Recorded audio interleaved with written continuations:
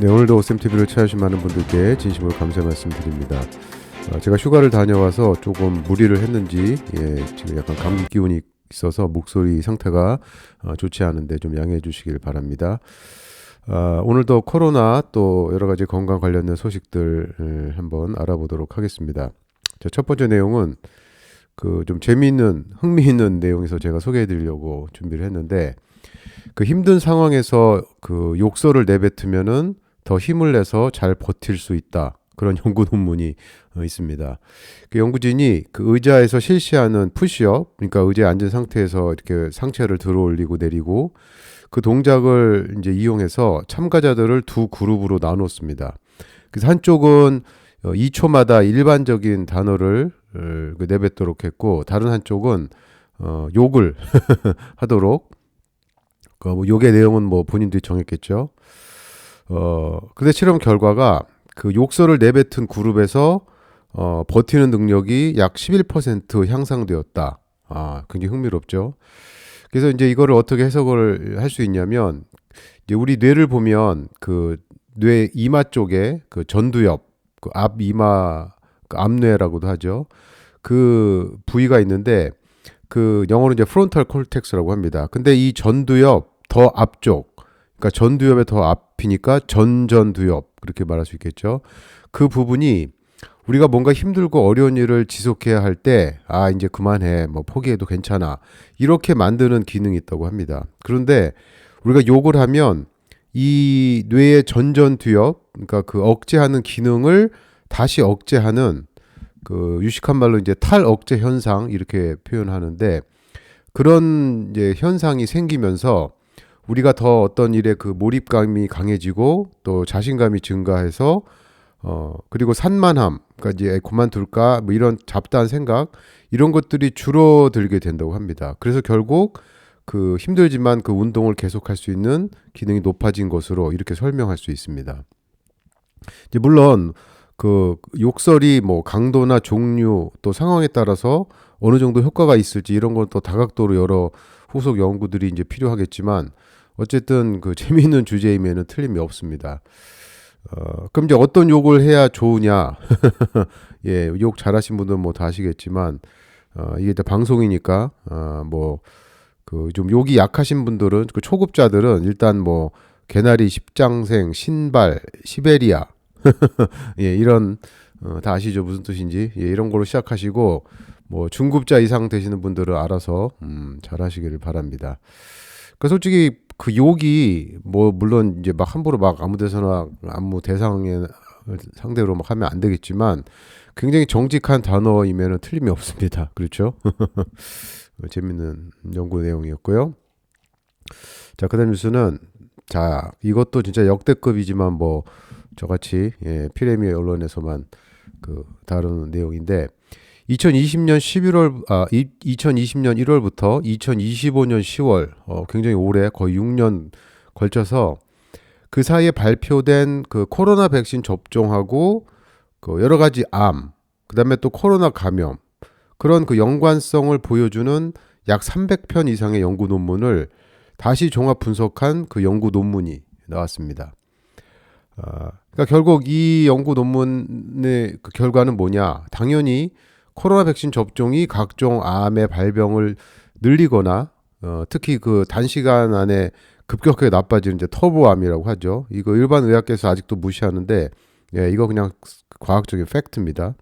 그리고 백신을 맞았는데도 계속 코로나에 감염되는 그런 문제들이 상당히 많다는 겁니다. 그러니까 여기서는 이제 연관성 그렇게 얘기했는데, 제가 볼 때는 뭐 인과성으로 봐도 전혀 무리가 아니고요. 그러니까 주류 의학계하고 보건당국이 코로나 백신하고 암과의 연관성을 철저히 무시했죠. 지금도 무시하고 있고. 그렇지만 진짜 손바닥으로 하늘을 가릴 수 없듯이, 이 진실을 가릴 수가 없습니다. 제가 정말 뭐 몇 년 동안 계속해서 이 관련된 연구 논문들 정말 여러 편 그 소개해 드렸고, 근데 그 이 연구 논문이 이제 발표되고 나서 정말 그 쇼킹한 사건이 뭐냐면, 이 사이버 공격을 받아가지고 현재 그 온라인 저널에서 이 연구 논문이 그 검색이 안 됩니다. 그 누가 어느 배후 세력이 이 사이버 공격을 했는지 그 지금 현재 FBI가 그 조사를 하고 있다고 하는데 뭐 그 배후 세력을 확실히 밝힐지는 모르겠지만 뭔가 악한 세력이 있는 것은 분명합니다. 그렇죠? 뭐 사이버 공격 보통 하면 뭐 그 금융기관이나 그렇죠? 아니면 어떤 개인 그 정보 사적인 정보 같은 걸 캐내서 이제 결국은 돈을 벌기 위한 목적으로 하는 경우가 많은데 이게 뭐 연구 논문인데 이런 거를 사이버 공격을 받아서 온라인 저널에 실리지 못한다. 와, 이거는 제가 생각하는 것 이상의 어떤 그 악한 세력들이 있다. 뭐 대충 누구인지는 좀 추측이 가지만 뭐 그 정확한 사실이 아니어서 밝힐 수는 없고요. 어쨌든 백신 맞고 지금 그 암에 걸리셨던 분, 그러니까 재발하신 분들 또 새로운 암에 걸리신 분들 너무 많은데 하여튼 여러 가지 각 다각도로 잘 검사하시고 그 치료법들 찾아서 잘 좀 해결하셨으면 좋겠습니다. 자, 그 뉴스는요. 자, 이것도 역대급 뭐 일인데 아무도 지금 관심이 없는 물론 한국 내 이제 언론에서 좀 다루긴 했지만 뭐 아주 대다수는 모르시는 것 같아요. 그 이번에 미국 그 보건 당국에서 영유아 예방 접종 그 스케줄 그 권고를 정말 그 역대급으로 변경을 했습니다. 거기 이제 그 도표도 보시면 좀 아시겠지만 그러니까 그 전에는 그 17개 질병을 대상으로 약 한 그 84에서 88개 백신을 권고했어요. 영유아를 대상으로. 근데 이번에 새로 발표한 그 스케줄에 따르면은 그 10개에서 11가지 질병으로 그 대폭 그 축소했고 그 17개 질병 대상으로 했는데 10개에서 11개 질병을 대상으로 해서 그리고 백신도 80개 이상 백신에서 30개로 줄였습니다. 와, 이거는 진짜 역대급 이 미국 그 의료 역사의 뭐 획기적인 그런 사건으로 우리가 기억할 수 있어요. 그래서 여기 보면 더 이상 이제 접종을 권하지 않는 그 백신의 종류가 거기 쭉 나오는데 그 A형 간염 백신, 그다음에 B형 간염 백신, 코로나 백신, 독감 백신, 뇌수막염 백신, 그다음에 RSV 백신, 그다음에 로타바이러스 백신. 이런 백신들은 더 이상 접종을 권하지 않는다. 물론 환자가 뭐 죽어도 맞겠다 그러면 맞겠지만 더 이상 권고하지 않는다 이렇게 나왔습니다. 물론 아직도 굉장히 많은 종류 백신이 권고 대상으로 남아 있어요. 대표적인 게 이제 MMR, 뭐 DPT 이런 것들이 있는데 어쨌든 이 정도 정책 변화는 진짜 역대급이고요. 전 세계에서 미국 백신 스케줄을 예방접종 스케줄을 가장 많이 따라하는 곳이 한국인데 한번 보겠습니다. 한국질병청에서 어떤 식으로 그 정책의 변화를 줄지. 그러니까 아직도 그 의학계나 보건당국은 뭐 심한 표현 아니고 뭐 팩트니까 제약사 따까리입니다. 그렇죠? 그러니까 거기는 뭐 그렇다고 쳐도 그러니까 한국질병청이 이 정책을 획기적으로 세울 것 같지는 않고요, 제 생각에. 그러니까 지금 최선의 우리가 할 수 있는 뭐냐? 임신부, 그렇죠? 산모들 정말 그 임신 중에 커피 한 잔도 피하고 약도 되도록 다 안 먹으려고 그렇게 노력하시고 그 아기를 위해서. 그런데 낳자마자 이런 독극물을 막 신생아들한테 백신 접종을 놓는 거에 대해서는 그 별로 생각하지 않는 분들 많죠. 뭐 이렇게 표현해서 좀 죄송하지만 그 무지한 겁니다. 무지. 그렇죠? 그런 무지에서 제발 좀 깨어나시라. 그렇죠? 의학계 보건당국에 기대하지 마시고 예방 접종 대상자 아이들 가지신 부모님들 또 본인들이 깨어나서 잘 대처를 하셔야 됩니다. 그것이 지금으로서는 최선의 방법입니다. 자, 그 뉴스는요. 와, 이것도 진짜 역대급. 이거는 뭐 그 미국뿐만 아니라 전 세계에 정말 엄청난 그 파장을 일으킬 수 있는 그 정책 변화인데 그 이번에 미국 그 농무부에서 음식 피라미드, 푸드 피라미드를 새로 발표했습니다.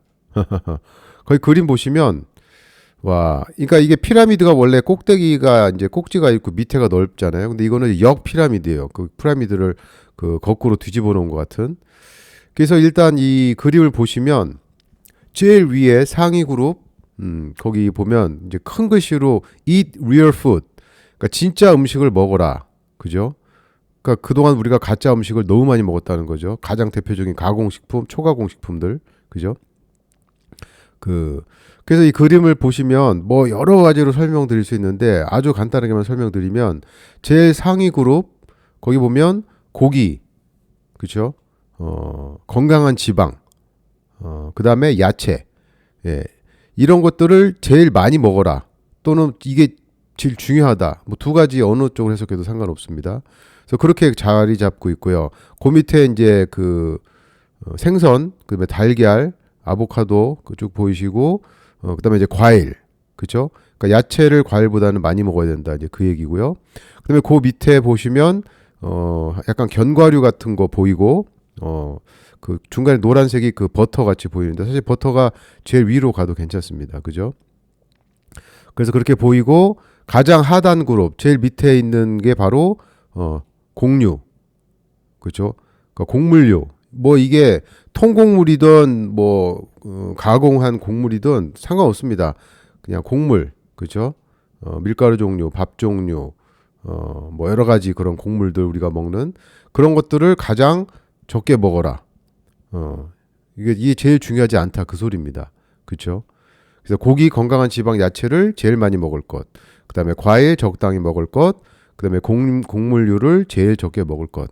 이렇게 해야 우리가 건강해지고 여러 가지 만성 질환들 다 예방하고 피할 수 있다. 또 그런 질병에 걸린 사람들도 다시 회복할 수 있다. 그런 얘기입니다. 근데 요게 조금 사족을 제가 더 붙인다면 고기 여러 가지 고기 종류 많잖아요. 그 다 드셔 좋은데 굳이 따지자면 닭고기가 제일 질이 떨어집니다. 그러니까 우리가 적색류 보통 소고기, 돼지고기가 가장 영양가가 풍부하고 좋은 지방도 많고 제일 좋고요. 닭고기는 너무 기름기가 없기 때문에 특히 닭가슴살, 예, 닭가슴살은 진짜 안 드시는 게 좋습니다. 그죠? 그리고 여기 이제 야채 많이 먹으라고 그랬는데 야채는 되도록 익혀서 드시면 좋습니다. 그 셀룰로스라는 그죠? 그 안에 다 좋은 성분들이 들어있는데 아시다시피 사람은 이 셀룰로스를 분해하는 효소가 없죠. 초식동물들이 있지만 그렇기 때문에 생야채 날고로 드시면 영양가 많이 섭취하는데 어려움이 있고요. 그다음에 여기 달걀이 여기 그림에는 중간쯤 있는데 달걀 제일 상위 그룹 매일 드셔도 됩니다. 그죠? 콜레스테롤 걱정하지 마시고 그리고 콩 콩 좋아하시는 분들 있죠. 뭐 콩 드시고 싶으면 드셔도 되지만 콩 적게 먹든지 안 드셔도 됩니다.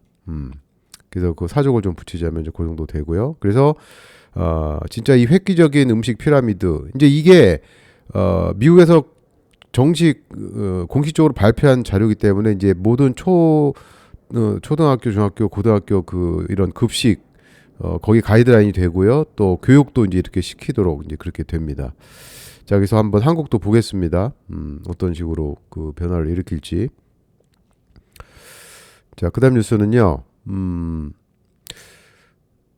이제 제가 이 음식 피라미드를 제 페이스북에 올렸더니 이제 많은 분들이 이렇게 이제 좋은 여러 가지 의견 내시면서 또 그 의견 중에 하나가 그러니까 결국은 이제 골고루 먹는 게 제일 좋은 거야. 이렇게 얘기하시는 분이 있더라고요. 이제 그 말은 골고루는 다 아시겠지만 단어 자체가 종류를 뜻하는 거죠. 양을 뜻하는 게 아니라. 그러니까 이렇게 뭐 고기 많이 먹고 곡물류 적게 먹으라는데 뭐 그렇게 하는 것보다는 그냥 여러 가지 음식 골고루 다 잘 먹는 게 제일 건강에 좋아. 그렇게 말씀하시는데 아닙니다. 잘 들으세요. 아닙니다. 기름진 고기와 생선과 달걀을 많이 먹고 익힌 야채를 적당히 먹고 과일을 적게 먹고 곡물이나 콩 종류는 거의 안 먹는 것이 골고루 먹는 겁니다. 예, 아시겠죠? 명심하시길 바랍니다. 자, 그 뉴스는요. 코로나 백신 안에 잔류 DNA, 그러니까 다 처리되지 않은 DNA가 발견된다는 연구 논문이 최근에 나왔습니다.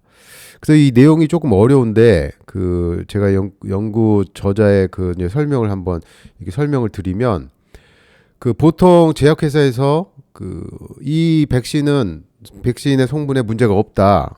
이거 접종해도 안전하다. 이제 그렇게 증명하기 위해서 제출한 서류 거기 보면 제약회사에서 PCR 검사 다 아시죠? 이제 분석을 했을 때 잔류 DNA가 이제 없다 이렇게 발표를 했다는 겁니다. 그런데 실제로 백신 샘플을 다 이렇게 일일이 조사를 해봤더니 거기 그 DNase라는 효소가 있어요. 근데 이 효소가 이 잔류 DNA를 다 이제 처리를 해야 되는데 그 특정 부분만 이렇게 그 qPCR로 검사하면 잔류 DNA가 없는 것처럼 나오지만 그 검사 범위를 넓히면 결국은 이 효소에 저항해서 그러니까 효소에 분해되지 않고 남아있는 그 잔류 DNA들이 발견된다는 겁니다. 그러니까 그 스파이크 단백질 유전자하고 관련된 그 부위 일부만 이 제약사의 방식대로 검사하면 잔류 DNA가 나오지 않아서 안전한 것처럼 보이지만 그 검사 대상 부위를 확대하면 이 잔류 DNA가 남아있다는 걸 확인할 수 있고 더 큰 문제는 이게 그럼 얼만큼 남아있냐 이거는 모른다는 겁니다. 그러니까 문제는 제약사가 이런 사실을 당연히 알았겠죠. 본인들이 그걸 다 개발하고 연구했기 때문에. 그렇지만 그런 거 다 알면서도 그 안전성 승인을 받기 위해서 검출되지 않는 그런 방법만 사용했다. 그러니까 이거는 뭐 편법이라고 볼 수도 있지만 제 생각엔 이건 불법이죠. 불법. 알면서 일부러 안 한 거니까. 그 잔류 DNA가 많다면 그게 결국은 뭐 어떻게 됩니까? 우리 백신 맞은 그 사람 몸에서 스파이크 단백질이 더 많이 만들어질 수 있는 상황이 되는 거고요. 그러면 결국은 제가 많은 연구 논문들을 소개해드렸지만 암, 자가면역 질환, 또 온갖 염증 질환 이런 것들이 다 발생할 수 있는 겁니다. 그러니까 이런 거 보면은 진짜 그 악마는 디테일에 있다. 그런 얘기가 있죠. 이게 팩트입니다. 팩트. 자, 그다음 뉴스는요. 그 요즘 AI 시대니까 물론 AI가 100% 정확하지 않습니다. 너무 AI만 믿고 또 그 정보에 의존하시면 안 돼요. 그런데 그 최근에 어떤 그 전문가가 이제 AI한테 이렇게 물어본 겁니다. 그 미국 내 등록된 그 의료 기록, 의료 자료를 대상으로 예방 접종이 아이들의 생명을 구했다는 그런 연구가 있냐, 연구 논문이 있냐 물어봤어요. 그랬더니 AI가 이렇게 답변한 겁니다. 예방 접종을 완전히 마친 아이들과 접종을 전혀 하지 않은 아이들의 그 의료 기록을 대상으로 예방 접종이 모든 원인 사망을 감소시킨다는 연구 결과는 없다. 그런 연구 논문은 없다. 이렇게 대답한 겁니다. 그러니까 우리가 예방 접종을 맞는 이유가 그 면역력이 약하고 정말 너무나 그 우리가 보호해주지 않으면 안 되는 그런 아이들이 그 여러 가지 감염 질환에 걸려서 사망할 수 있기 때문에 그 사망으로부터 애들을 보호하기 위해서 예방접종 논다. 그 논리 아닙니까? 그렇죠?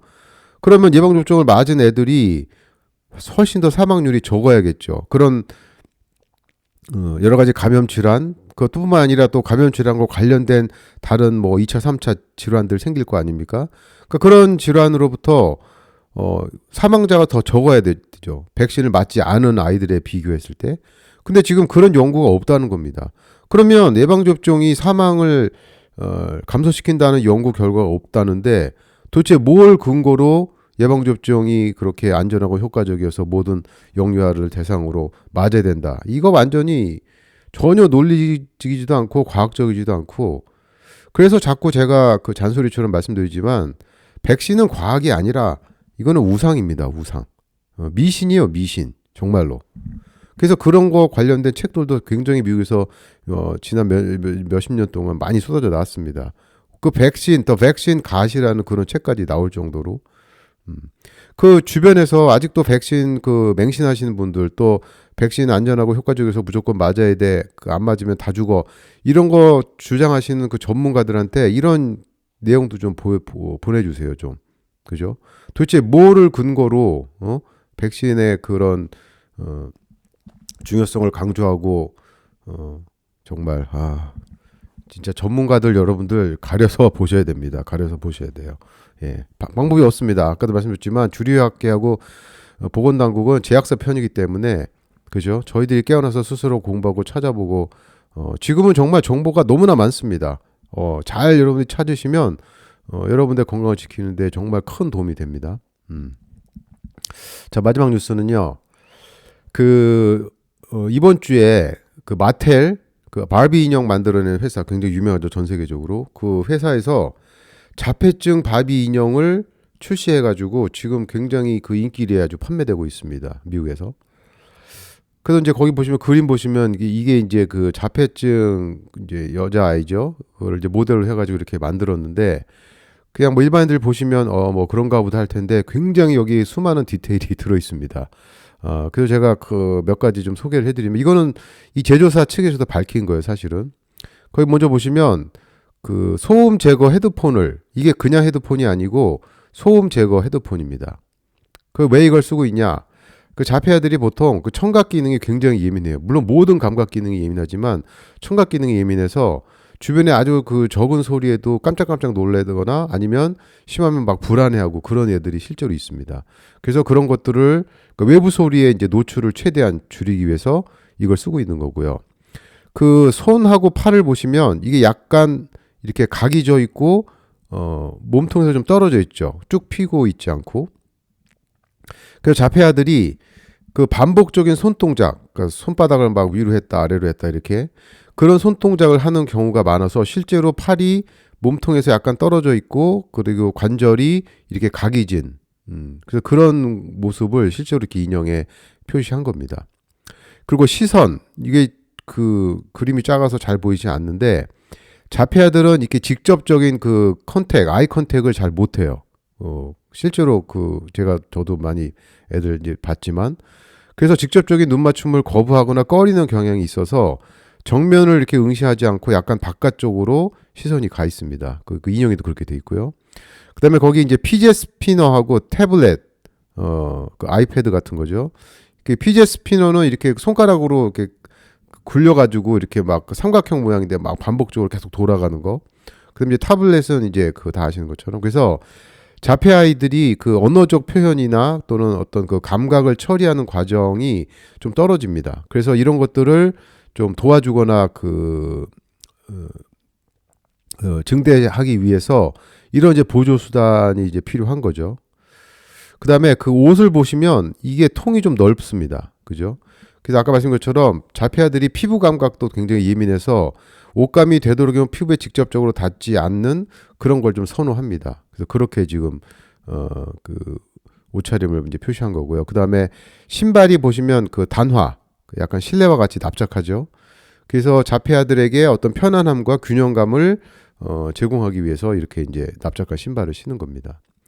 그러니까 그 자폐 아동이나 이제 가족들에게는 이런 인형이 이제 출시가 되면은 뭔가 좀 위로도 되고 그리고 이제 일반인들에게 자폐 아들도 이 사회의 그 일원이니까 우리가 그 뭐 이상한 눈으로 보고 그러면 안 돼. 이제 그런 메시지를 준다는 측면은 좀 긍정적으로 볼 수 있죠.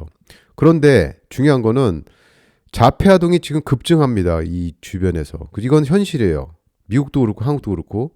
근데 이런 자폐아들이 급등하는 현실을 그냥 하나의 어떤 정상적인 사회 현상으로 받아들이면 절대로 안 됩니다. 그죠? 그러니까 저는 이걸 보면서 그 생각했어요. 그 코로나 가짜 팬데믹 시절에 마스크 착용을 뉴 노멀로 여기면서 많은 사람들이 정말 이 마스크가 얼마나 효과가 있는지 얼마나 몸에 해로운지 그런 거 생각하지 않고 그냥 끼고 그리고 아이들도 뭐 이거 그냥 그런가 보다 그렇게 하면서 살았던 그 시대 그 시절 이런 실수를 또 범하면 안 된다는 말입니다. 그죠? 뉴 노멀 아니에요 이거. 그죠? 이게 자폐아들이 주변에 많아진다고 그냥 그런가 보다 이렇게 넘어가면 안 된다 그 말입니다.